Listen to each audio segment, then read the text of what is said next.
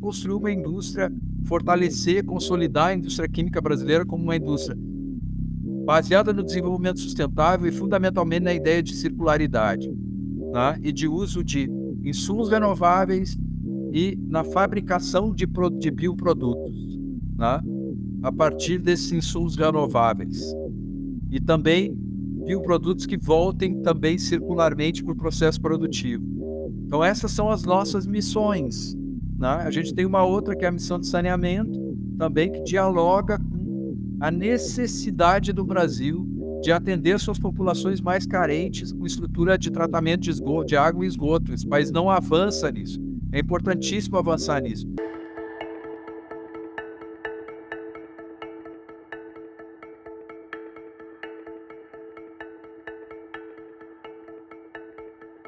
Olá, sejam bem-vindos a mais um episódio do nosso podcast Missão Desenvolvimento. Sou Paulo Gala e hoje tenho a honra, prazer e alegria de conversar com meu amigo André Passos, grande conhecedor do setor químico brasileiro. Vou fazer uma conversa aqui sobre a química verde e a química sustentável no Brasil. Acho que o setor químico se destaca talvez como um dos setores mais complexos da economia brasileira, que ainda resiste, né, complexidade no sentido de sofisticação produtiva, de domínio de técnicas, de propriedade tecnológica, de patentes. É um setor que ainda resiste no Brasil, apesar do forte processo de desindustrialização que a gente tem visto aqui, né? E não só resiste, como tem um grande potencial quando a gente olha para a transição climática e energética e para as oportunidades de energias mais limpas e de produtos mais sustentáveis. A química brasileira aparece numa posição privilegiada, eu diria, né, para participar do processo de reindustrialização, mas não a indústria do passado, a indústria do futuro, né, uma indústria que é ambientalmente sustentável, que incorpora tecnologias verdes, né, a gente vai falar aqui um pouco do hidrogênio verde, do etanol de segunda geração, da química no sentido de reciclagem, no sentido amplo, enfim, muitos outros temas, né? Então, agradecer aqui a presença do André, que é um grande conhecedor do tema. André, é uma alegria receber você aqui. E antes de mais nada, pedir para você falar um pouquinho da sua trajetória, da sua experiência, do que você tem aprontado aqui para as pessoas te conhecerem melhor. Seja muito bem-vindo. Obrigado, Paulo. É um grande prazer estar aqui com vocês, um grande prazer conversar contigo aí. A gente já tem pelo menos uns 2 anos aí de trabalho juntos, né?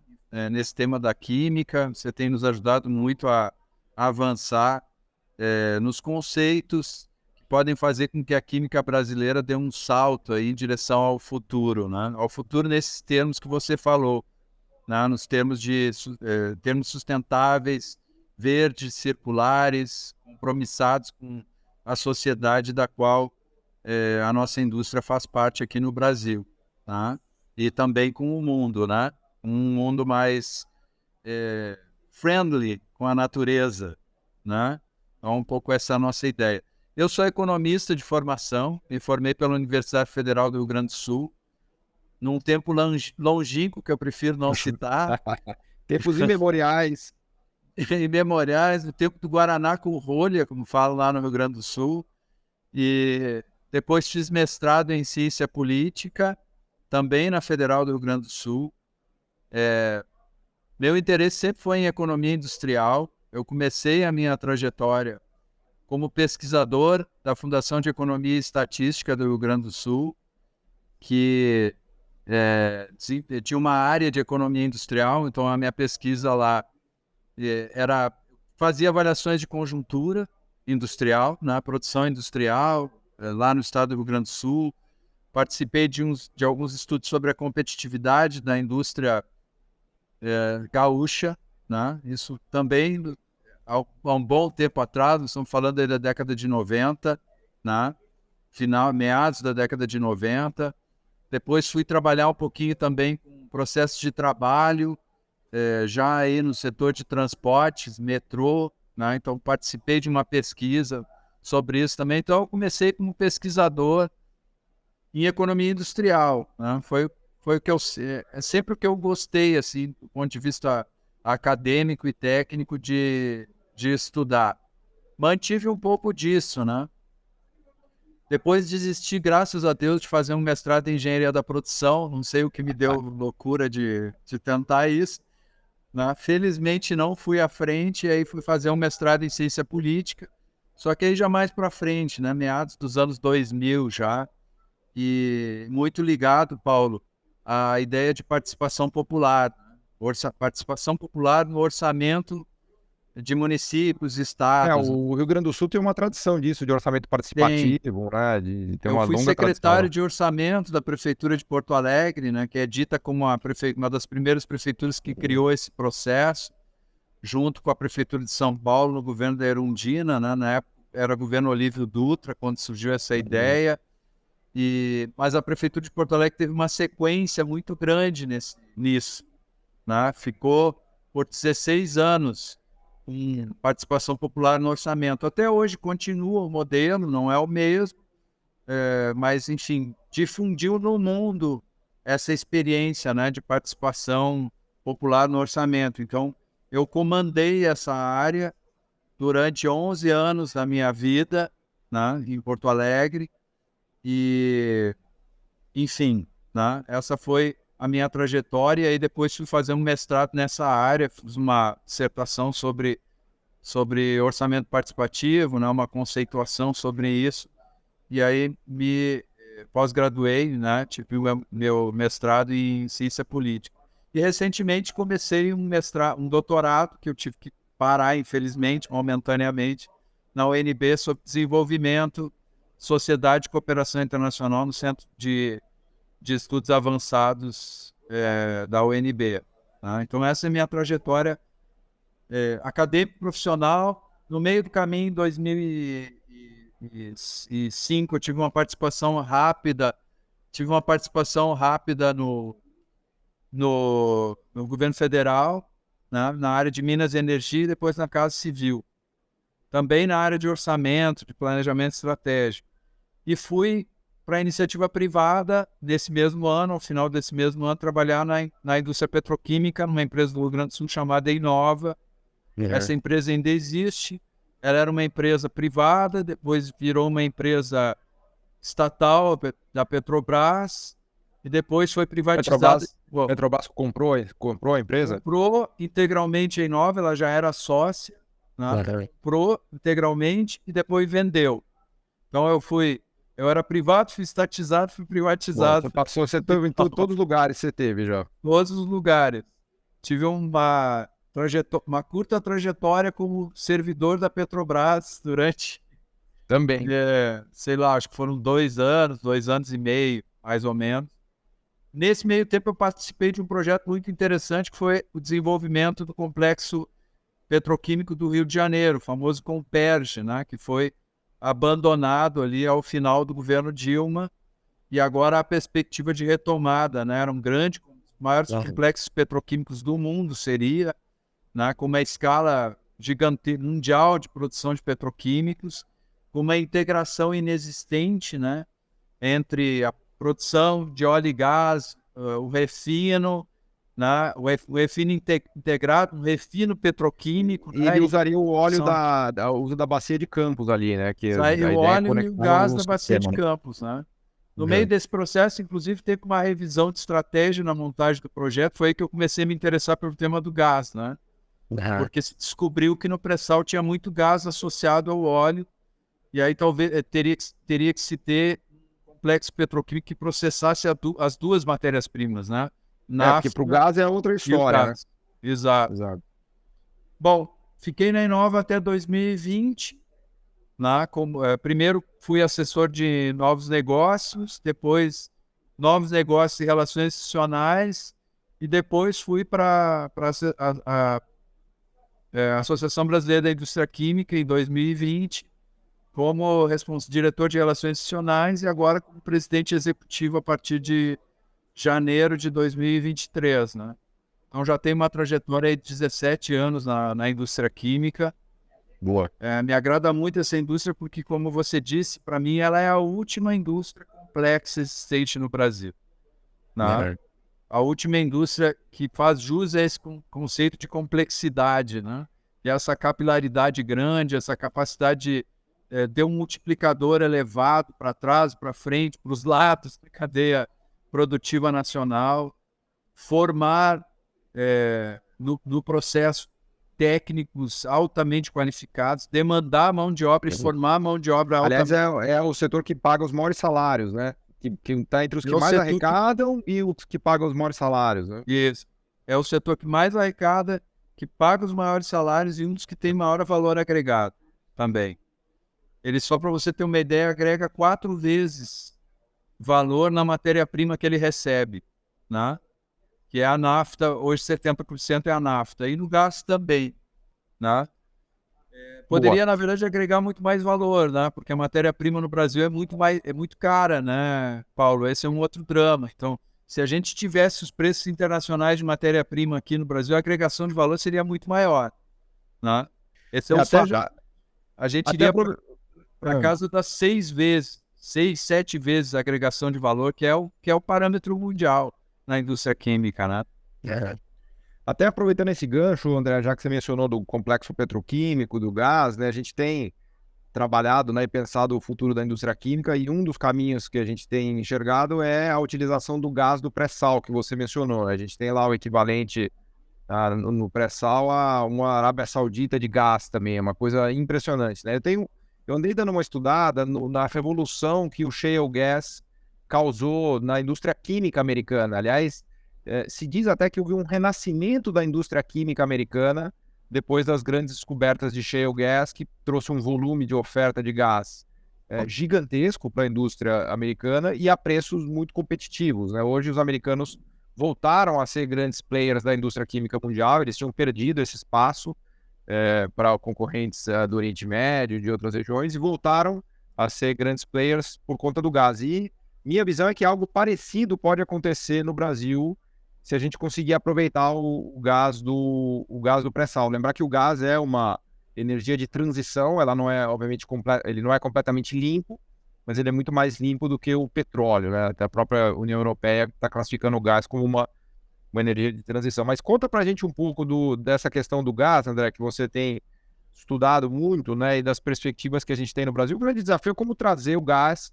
obviamente, aqui para o continente, dado que ele não só está a 7 quilômetros no fundo do mar, né, abaixo do fundo do mar, como muitos quilômetros lá para o meio do Atlântico, né? Mas fala para a gente um pouco dos desafios que a gente enfrenta e também das oportunidades, do que significaria para a química brasileira ter acesso a esse gás, né?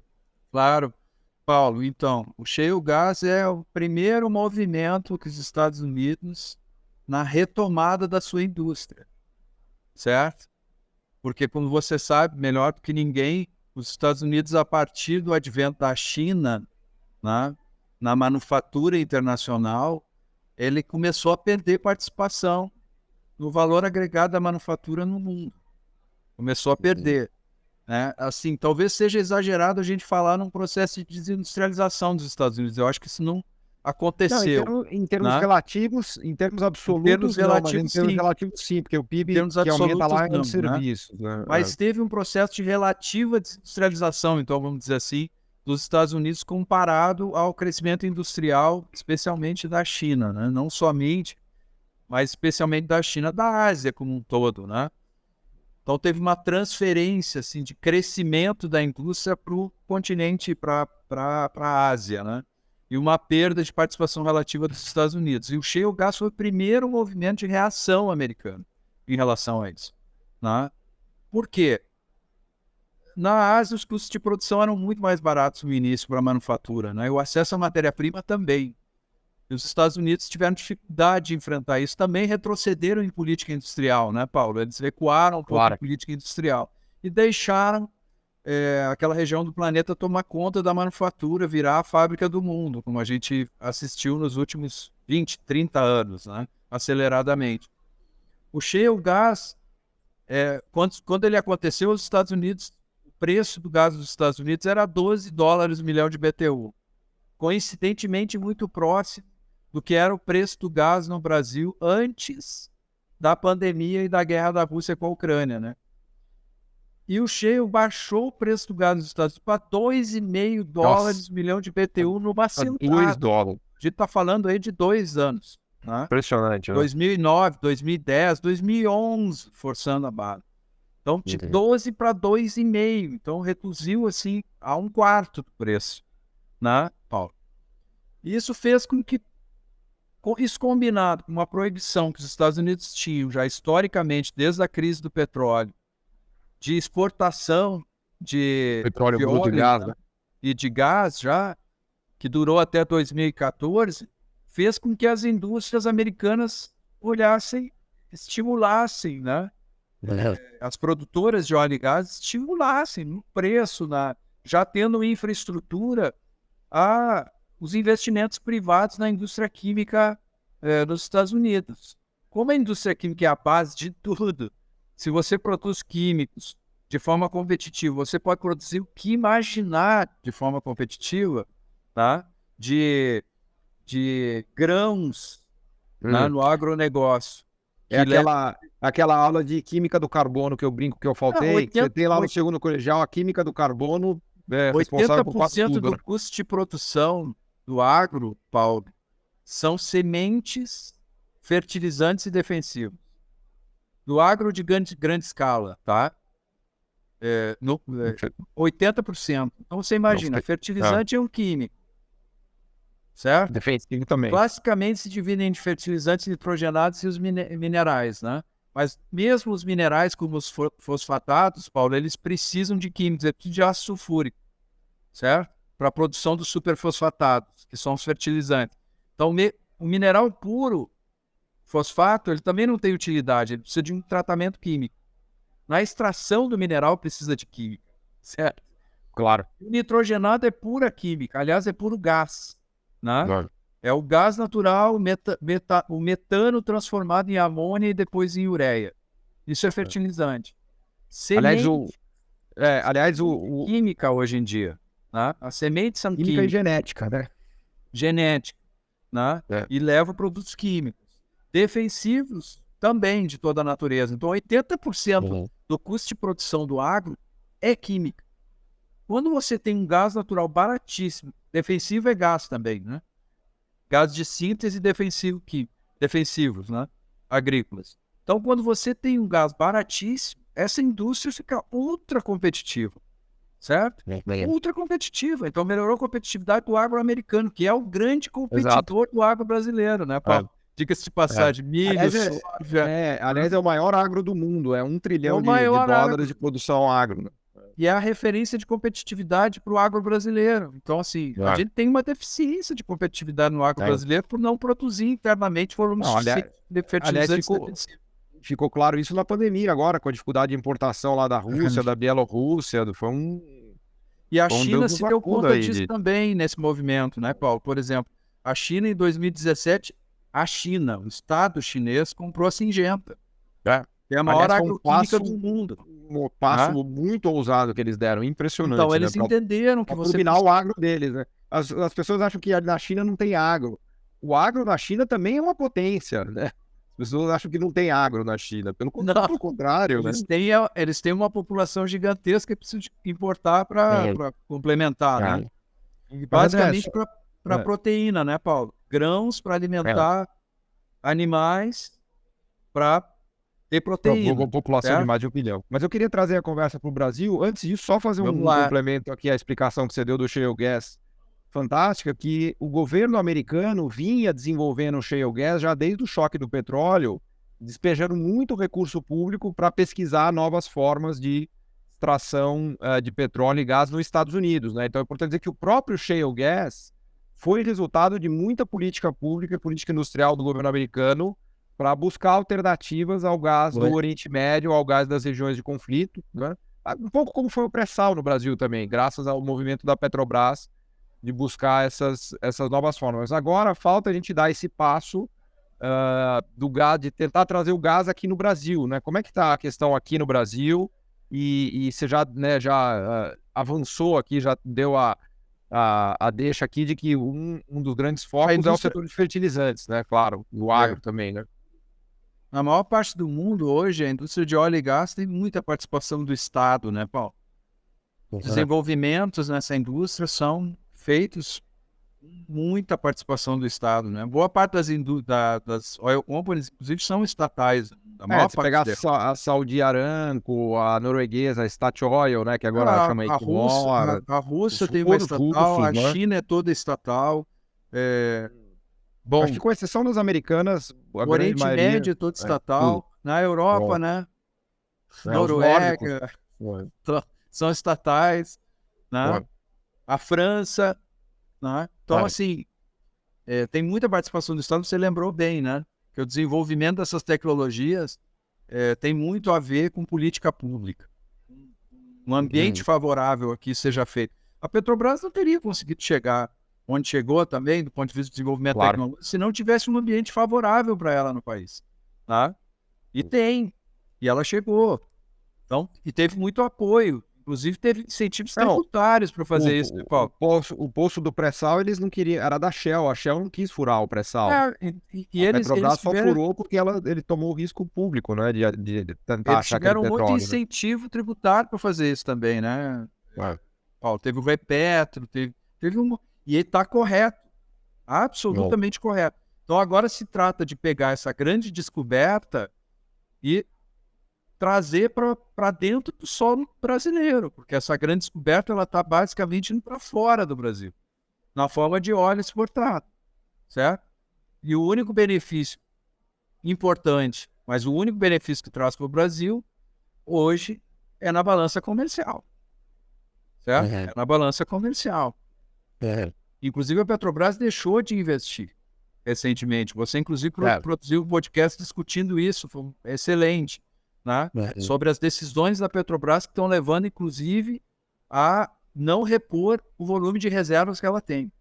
Né? A gente espera que isso mude, né? E então a gente tem que trazer essa riqueza para solo brasileiro. Infelizmente, também a Petrobras deixou de fazer investimentos em infraestrutura de escoamento e tratamento, Uhum. processamento do gás natural no Brasil. Deixou de investir também em refinarias no Brasil para Uhum. processar nafta, porque a gente vai continuar processando nafta por um bom tempo. A questão agora é que a gente vai ter que processar com captura de carbono, né? Que é como os É. Estados Unidos estão fazendo com o Inflation Reduction Act. Eles não proibiram produção de nafta, o É uso de uma óleo. nafta mais, você processa de maneira mais limpa. Eles vão processar de maneira mais limpa, vão capturar carbono no processo de produção ou fazer captura para armazenamento de carbono, que, aliás, pode ser usado o carbono para a criação de um mercado que ajude, inclusive, na extração de óleo e de gás, o CO2, né? Como Uhum. elemento que seja injetado para a extração de óleo. Então, a gente precisa fazer a infraestrutura toda de gasodutos, que parou de ser feita, ela parou, fez rota 1, fez rota 2, e começou a 3 e parou, agora será retomada, né? Tinha um problema na construção da unidade de processamento de gás natural, que foi resolvido essa semana passada. Ela vai Ah, que ser bom. retomada e a gente espera que em um ano ela esteja construindo e vertendo lá alguns milhões, vários milhões de metros cúbicos de gás natural, certo? Além da infraestrutura que precisa ser retomada, tem que fazer a rota 4, rota 5, rota 6, que estão Pelo planejadas, menos, pelo menos mais 3 gasodutos. Cada gasoduto desse e daí custa mais um, que, 3 uns... unidades de Tem. processamento de gás natural que separam as frações do gás para destiná-las adequadas para a indústria química, Porque, certo? Como aliás, etano, é bem butano, lembrado, André, porque, propano. assim, a indústria química, ela usa o gás como um insumo produtivo, não como energia, né? Exatamente, Porque muita gente exato, confunde isso, né? exato. Não é para Eu, uso energético, para uso eu, realmente no processamento dos produtos químicos, né? é, é a que mais usa, né? Assim, em volume, o uso como matéria-prima na indústria química está longe, muito distante, muito maior do que o segundo setor que usa também, que é o siderúrgico, que substitui carvão e coque no processo de produção, que também, em parte, são usados como matéria-prima, certo? Mas é muito pouco comparado à química. A química, ela consome 30% do gás natural, em média, no mundo, e no Brasil também, né? Claro. Como um Só o insumo, como setor matéria-prima. isolado, como matéria-prima e como energia. É que ela faz também processo de cogeração, né, Paulo? Então ela Tá, consome essa entendi, energia, ela usa entendi. como energético, ela usa como matéria-prima o A gás e molécula, ela usa como vapor no processo de produção também. entendi. Então, você recebe esse gás separado, etano, separado propano, separado metano, e usa como energia energético, como gerador de vapor e como matéria-prima. Usa tudo junto. né? E é o único setor que faz isso, né? No mundo e no Brasil, certo? É a tecnologia de produção que é assim. E sai produto no final, né? Transforma o gás em um produto utilizável, né? Em resina, em óxidos, né? Em ésteres, uma série Fertilizantes, que vão virar fertilizantes, no caso, que vão virar inclusive. fertilizantes, e vão virar plásticos, né? E vão virar, enfim, tudo que você possa imaginar, né? Usa Agora, até para você utilizar no tratamento do papel, por exemplo, Paulo. vou Né? fazer No papel, né? tratamento do papel vai um químico, né? É. Nos livros que estão atrás de você aí. Olha, Então, esses livros aqui, eu não sei o que fazer com eles. Eu tô com 3.000 é livros aqui, química. André. Inclusive, o equipamento para você produzir esse químico, Paulo, uma curiosidade, é dentro da fábrica de papel e celulose. A indústria química ela tem um equipamento lá na linha de produção de papel e celulose. Caramba. É. É. Então, assim, É por isso que a gente fala que a química é a indústria das indústrias, porque você ela não realmente está em produz tudo, né? absolutamente nada sem química. Nada. Não produz É. automóvel, não produz grãos, não É. produz alimentos, não embala alimentos, não nada. Absolutamente nada. Roupas. Hoje em dia você não produz na escala que tem que produzir, sem químicos, sem fibras sintéticas, né? Você não Agora, produz bateria elétrica sem químico, porque o separador na bateria elétrica é de filme de polipropileno, ou de polietileno, ou de poliestireno, né? Para separar os elétrons, né? também. Para a eletrólise interna das baterias de lítio, por exemplo, que vão nos Que, automóveis, que aliás, certo? é também um produto do futuro, né? Então não tem, É. certo? E se Mas, você tem química é. e química competitiva no seu país, isso é um fator de atração para todas as outras cadeias produtivas, É. certo? Vídeo que aconteceu com o shale nos Estados Unidos, vídeo que aconteceu na China. A China é um grande, o maior produtor de químicos do mundo é a China. Primeiro produtor de químicos do mundo é a China, o segundo são os Estados Unidos, certo? Não por acaso são as duas maiores manufaturas do mundo. Se você É. tirar a química dos Estados Unidos e tirar a química da China, E acaba não com a fica de estrutura pé, manufatureira. certo? A indústria química na Coreia é gigante. Também É. é uma das maiores do mundo. Tá entre as maiores 5, eu acho. Na Coreia, no Japão, na Alemanha, França. É. tá? A indústria química alemã é maior que a brasileira. Por isso que a Alemanha é industrializada, certo? Lá. Por isso por isso esses países são industrializados, Paulo. Porque eles têm uma química longeva, que se desenvolve e robusta, certo? O que a gente tem tentado mostrar, e aí indo para o outro ponto, né, saindo do gás, a gente precisa resolver o gás dessa forma, precisa diminuir a reinjeção, a gente precisa criar consciência no país que o gás não é só para, não deve ser utilizado só para produzir petróleo, certo? O mundo não usa o gás hoje só para produzir petróleo. Não, ele é uma matéria-prima nobre, né? Uma matéria-prima nobríssima. Então, o governo tem que desenvolver uma política pública e já está desenvolvendo. Nós, inclusive, elogiamos o governo, o ministro de Minas e Energia, por ter promovido a criação de uma resolução do CNPE estabelecendo um programa. Ele estabeleceu o programa Gás para Empregar e colocou a química no centro do programa, Paulo. Boa, Tá? ótimo. Corretamente. Fertilizantes, que é químico e química. Ele ressaltou isso, esses dois aspectos, que é importante também ressaltar. Está lá criado o programa, o grupo de trabalho vai detalhar o programa. A decisão de criar o programa já foi tomada. Né? Agora é a questão de trabalhar para detalhar como ele vai acontecer. E retomou o papel original da PPSA também, né, Paulo? Petróleo Pré-Sal SA, que foi criada não simplesmente para vender óleo. É para desenvolver o país, né? Desenvolver o mercado do óleo e gás e desenvolver o país. Tá? Para desenvolver o país. Tanto que uma parte da receita da PPSA está destinada para um fundo que tem relação com a educação e com o combate à fome, à miséria no nosso país, à desigualdade no nosso país.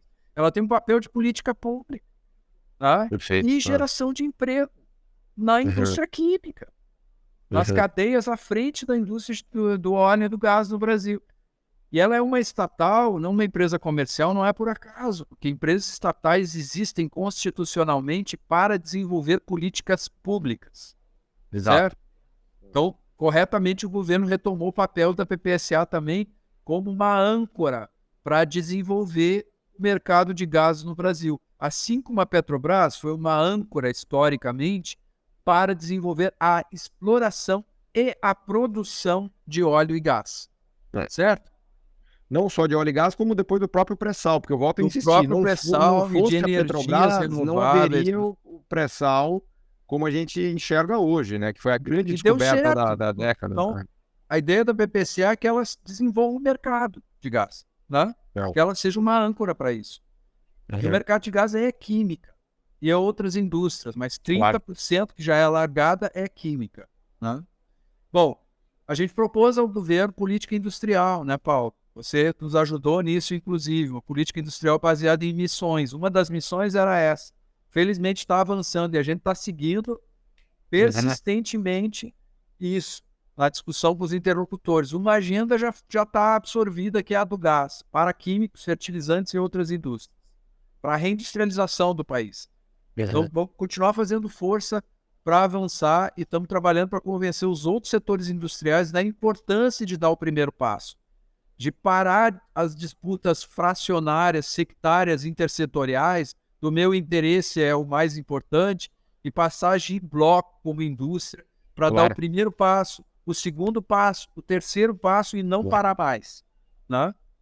Nós temos que parar de brigar sobre quem vem primeiro ou quem vem depois. Nós temos que desenhar isso no tempo. Eu disse para os outros setores industriais, inclusive, que no tempo tem espaço para todo mundo, Paulo. Se a gente tomar uma até porque a indústria é um ecossistema industrial, né? Todo mundo vai junto. Se eu tomar uma decisão de investir hoje a partir do gás, esse meu gás vai rodar, vai ser demandado daqui a 3, 4, 5 anos. Já tem indústrias operando com base no gás hoje. Nós mesmos. Então, pode entrar alguns agora, depois outros depois, né? O tempo, a produção vai aumentar, inclusive. Então, tem espaço para a gente organizar isso, né? Essa é a ideia. O segundo passo é a gente construir uma indústria, fortalecer, consolidar a indústria química brasileira como uma indústria baseada no desenvolvimento sustentável e fundamentalmente na ideia de circularidade, né? E de uso de insumos renováveis e na fabricação de bioprodutos, né? A partir desses insumos renováveis. E também bioprodutos que voltem também circularmente para o processo produtivo. Então essas são as nossas missões, né? A gente tem uma outra que é a missão de saneamento, também que dialoga com a necessidade do Brasil de atender suas populações mais carentes com estrutura de tratamento de esgoto, de água e esgoto. Esse país não avança nisso. É importantíssimo avançar nisso. E a gente precisa de químicos para fazer o tratamento de esgoto e fazer o tratamento de água. E fazer o transporte da água. A parte de PVC é fundamental nisso, né, André? PVC é Estava vendo aqueles dados que a gente tem de competição com a China, é assustador, né? Tem outros químicos, tem biocidas, enfim, tem uma série de outros químicos que a gente usa no próprio tratamento, né? Que é importante a gente desenvolver. Tem bioprodutos que você pode utilizar no saneamento também, né? Então essa era outra missão. Agora, na frente de renováveis, o que a gente está dizendo? Nós temos toda a bioquímica para desenvolver no Brasil. Nós temos grandes corporações, grandes empresas já consistentes, que têm anos e anos de existência, que elas levaram o Brasil à liderança da produção de eteno verde a partir do etanol, ou seja, de resinas termoplásticas, de plástico verde. Nós somos líderes mundiais. Inclusive, a Europa tentou resistir a isso, né? Tentou dizer, olha, isso não é fonte renovável, não conseguiu. Felizmente não conseguiu. Por quê? Porque a nossa capacidade competitiva é tão grande nessa área, né, que eles tentaram segurar com barreiras não tarifárias. Né? Aliás, o liberalismo europeu e o liberalismo americano são extremamente pragmáticos desse ponto de vista. Eles né? adoram usar barreira não tarifária, eles põem um monte de especificação barreiras não lá, tarifárias. um monte de... E aí o Brasil enxerga lá barreirinhas, impostos de importação às vezes baixos, mas não calcula o volume de subsídio e não calcula o volume de barreiras não tarifárias. Né? Então, é assim que funciona o mundo. Né? E a gente tem uma alta competitividade. Também na oleoquímica, nós somos grandes produtores de especialidades derivados de óleos vegetais, né? De óleo de palmiste, né? Enfim, de vários alcoóis. Então, somos líderes, conhecemos, temos empresas estruturadas, temos um ecossistema de cadeia de pequenos produtores, médios produtores químicos também, que tem que ser desenvolvido, sempre fazer o scale-up dessa turma, né? Então, a gente tem um grande desafio pela frente. Tem o tema do hidrogênio. O tema do hidrogênio é importantíssimo para o nosso país. Está A gente andando já, né? fazendo Já a tem plantas, transição. as plantas de hidrogênio verde já estão sendo construídas. Essa é uma parte que o Brasil também já é um player E a gente relevante, né? tem os grandes produtores de hidrogênio no mundo, que são os produtores de gases medicinais, Air Liquide, White Martins, para citar duas empresas aqui, Paulo, né? Mas também a Unigel, que a gente tem aqui, estão aqui no Brasil, né? Ok. Estão tomando decisão de investimento. Uma delas decidiu investir no sul dos Estados Unidos por causa do Inflation Reduction Act. A gente disse para o ministro Haddad, para o ministro Alckmin, né, que a gente tem uma janela curtíssima, para a ministra Simone Tebet, a gente tem uma janela curtíssima de oportunidade no hidrogênio. Né? E aí tem que ter um plano brasileiro para isso. Não só para o Bom, hidrogênio. Não adianta ter plano só para o hidrogênio. O hidrogênio é integrado a outras tem que ter cadeias todo um produtivas, ecossistema, Paulo. né? O hidrogênio serve para produzir fertilizante verde. Né? O hidrogênio serve para saneamento. Né? É gerado no processo de produção de cloro-soda. O hidrogênio serve para uma série de coisas, de produtos finais. Ele tem que estar além de energia. Ele tem que estar integrado internamente na cadeia produtiva. Senão nós vamos virar o quê? Exportadores de hidrogênio? Tá. Certo? Nós vamos dar estímulo, porque o mundo inteiro está dando estímulo para plantas de hidrogênio se estabelecerem, mas interconectadas com cadeias produtivas no país. E aí o Brasil vai dar um estímulo, ou seja, gastar dinheiro do povo, né, para montar plantas de hidrogênio no Brasil Hidrogênio para fornecer para os como base de estrangeiros. exportação, ou seja, nós vamos estar estimulando o consumo em É. outros países. Não, a gente tem que agregar valor aqui dentro. Esse deve ser o drive de um programa de estímulo. Né? É. Só que não Que, é aliás, culpa é o que da os empresa privada a europeus, decisão de investimento dela, é, né, Paulo? os europeus e Certo? americanos estão fazendo exatamente isso. Eu acho que a gente tem que ter clareza aqui no Brasil do tamanho das políticas industriais que os europeus, os americanos e os chineses, por suposto, É, né, estão usando para construir, para reindustrializar, no caso americano e europeu, e para continuar no processo de industrialização da China, né, André? Acho que eles já têm a vantagem tecnológica e agora com armas, né, de ferramentas de governo poderosíssimas, né? O e a gente volume de pode produzir dinheiro. hidrogênio a partir do etanol também, né, Paulo?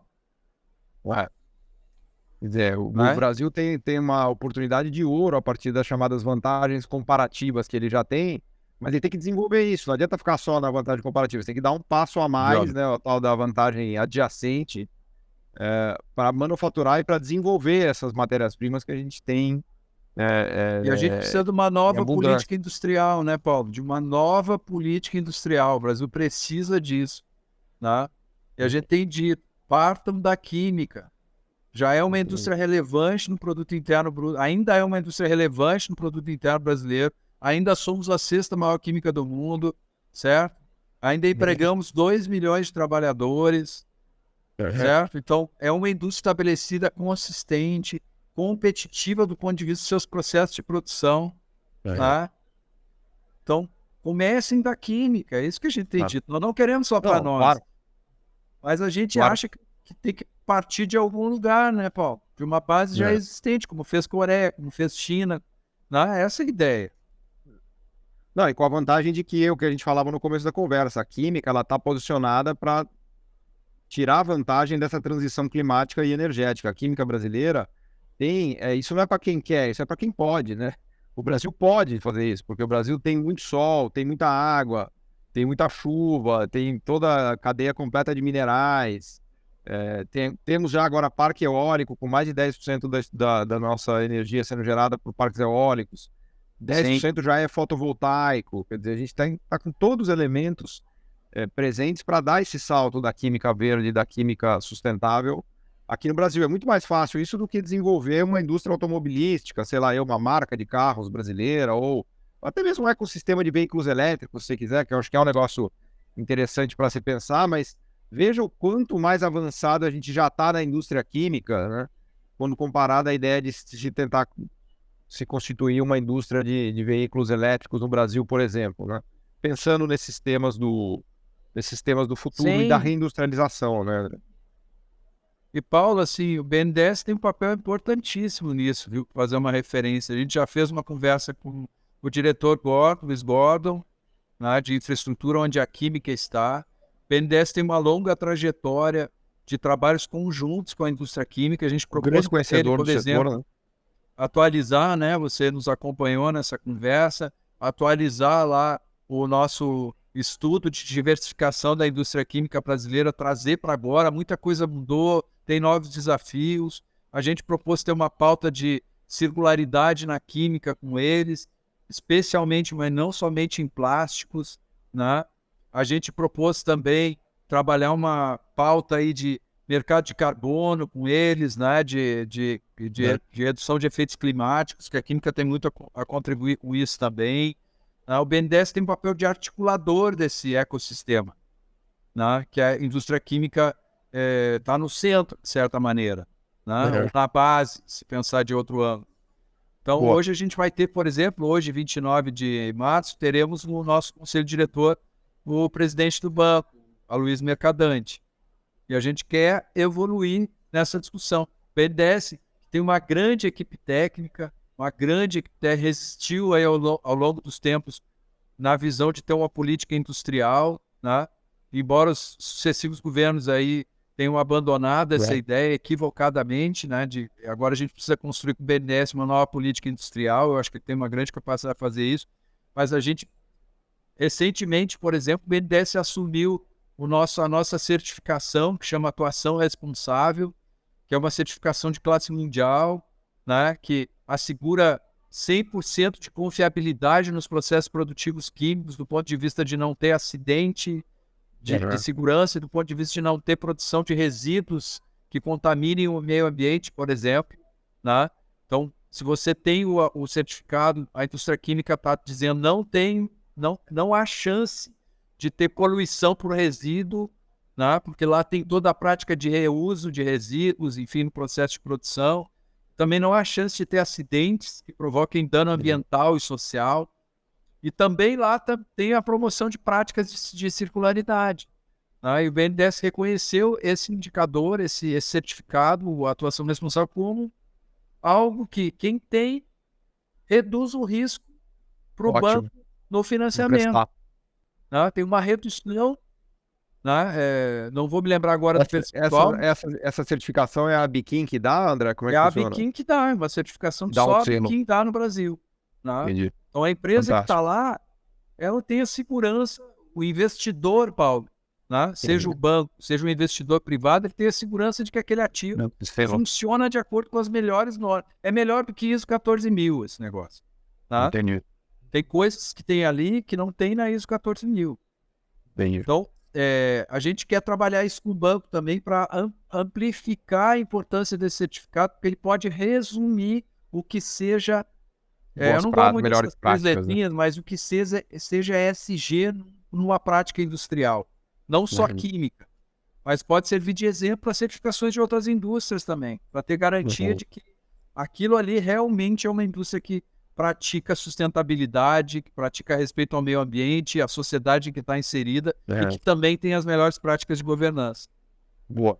Aliás, foi até bom você ter falado isso, porque você está ressaltando esse ponto essencial de compliance, né, do papel que a Biquim tem feito nisso, né, e que é fundamental. Mas eu tenho brincado que, para a química, não só o ESG é uma questão de compliance, mas também uma questão de core business, né? A química brasileira tem essa oportunidade de ganhar dinheiro, de investir mesmo e de ser um player relevante para produzir o que as outras empresas vão precisar para serem ESG, né? Então a química brasileira tem essa grande oportunidade. André, a gente está chegando aqui no final já, consegui conversar com um décimo só do que eu queria conversar com você, mas eu queria te pedir para deixar umas palavras finais aqui para todos que nos ouvem aqui em relação a, enfim, ao futuro da química do Brasil, um pouco do que a gente já falou, mas deixar aqui se possível, palavras de otimismo e não pessimismo, mas paciência se for pessimismo também, para a gente concluir a nossa conversa aqui. Pô, eu sou um brasileiro, né, Paulo? O brasileiro é um otimista por natureza, porque se não fosse, não estava vivo, né? Então, assim, eu acho que se a gente conseguir percorrer essa agenda, eu sou otimista, Paulo. O programa Gás para Empregar, que foi lançado pelo CNPE, né, pelo próprio presidente Lula, é uma excelente sinalização. A gente tem que dar consequência a ele. Então, eu estou otimista, né? Eu estou otimista porque esse foi um passo fundamental. Outro passo fundamental foi o governo sinalizar que ele vai priorizar a produção nacional de químicos, Paulo. Né? Porque até pouco tempo atrás a gente viu uma priorização da produção da importação de químicos, da produção fora do Brasil. A gente teve reduções drásticas de imposto de importação. a gente teve anulação de medidas antidumping claras, tecnicamente comprovadas de acordo com o GATT, a OMC, respeitando todas as regras, né? Anulações por interesse público, né? E a gente sempre afirmou que o maior interesse público ele está depositado na Constituição Federal Brasileira, no artigo 219, Paulo. Eu sou um defensor da Constituição de 88. Eu nasci como cidadão antes da Constituição de 88, ainda peguei uma partezinha final do regime militar, então sei um pouco o que é viver sob os cascos dos cavalos, né? E sei o que é a importância de uma Constituição democrática, e sei o que é a importância da economia de um país, de uma nação, para que ela firme o seu processo democrático. Sem uma economia desenvolvida, a democracia vai ser sempre instável. Sempre. Né? Sempre. Porque nós vamos ter problema de coesão social permanente. E nós vamos ter tendências às vias autoritárias, tá? De gestão do poder. Vamos encher minha paciência, agora vamos escolher um salvador da pátria, ele vem e resolve o problema. Tá? É a opção autoritária. Então a gente tem que resolver a economia, tem que desenvolver esse país. E para todos tem que ter desigualdades, fundamentalmente. E a gente acha que pode dar uma grande contribuição para isso, para a diversidade, para a equidade, para a igualdade, como indústria química, né? Também. E então, o artigo 219 da Constituição Federal, Paulo, ele diz que o mercado interno brasileiro é patrimônio nacional. Mercado é oferta e demanda, Paulo. Até onde eu aprendi nos bancos da academia, até o neoclassicismo diz mercado é oferta e demanda, certo? Se a Constituição Federal diz que o mercado interno brasileiro é patrimônio nacional, oferta e demanda são patrimônio nacional, certo? Então você tem que trabalhar como governo para preservar a produção nacional. É o que todos os países fazem, né? O que a Europa está fazendo, a China faz, os Estados Unidos faz. Está na nossa Constituição, está na Constituição Federal Brasileira. Tá? Então tem que acabar medidas que agridam o patrimônio nacional brasileiro. Tá? O Estado brasileiro tem toda a razão em cobrar aqueles fatos ocorridos contra o patrimônio nacional dia 8 de janeiro de 2023.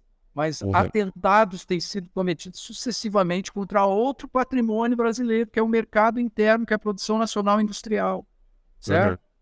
E uma sinalização do governo, repondo alíquotas de imposto de importação para a nossa indústria, que para mim é uma sinalização para toda a indústria, é que estamos preocupados.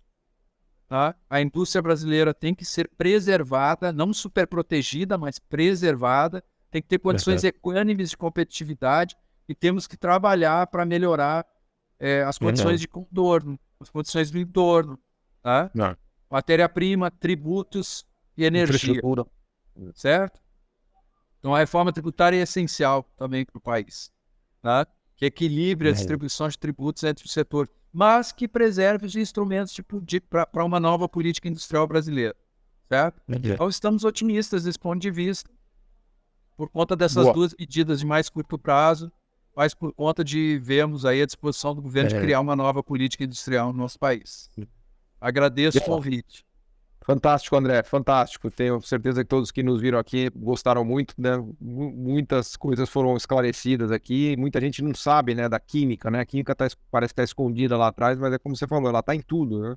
Ela é a indústria das indústrias e eu tenho aprendido muito com a indústria química, né? E realmente é um setor incrível e que ainda bem que a gente ainda tem indústria química, mas realmente a gente precisa trabalhar para não perder, porque não tá fácil não. O que os europeus, os americanos e os asiáticos estão fazendo, se a gente ficar dormindo no ponto, a situação não é fácil.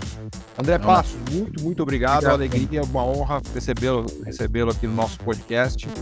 E já fica aqui o convite para você voltar no futuro para a gente continuar nossa conversa. Obrigado. Estou à disposição aí, quando convidar, venho. Obrigado a todos que vão nos ver. Até a próxima. Valeu, obrigado, André. O podcast Missão Desenvolvimento é uma realização da AFB-NDS, Associação de Funcionários do BNDES, e vai ao ar semanalmente em todas as plataformas digitais. O programa tem direção de Felipe Peçanha, produção de Tatiana Gurgel e edição de Pedro Rocha. Para saber mais, acesse nosso site www.missãodesenvolvimento.com.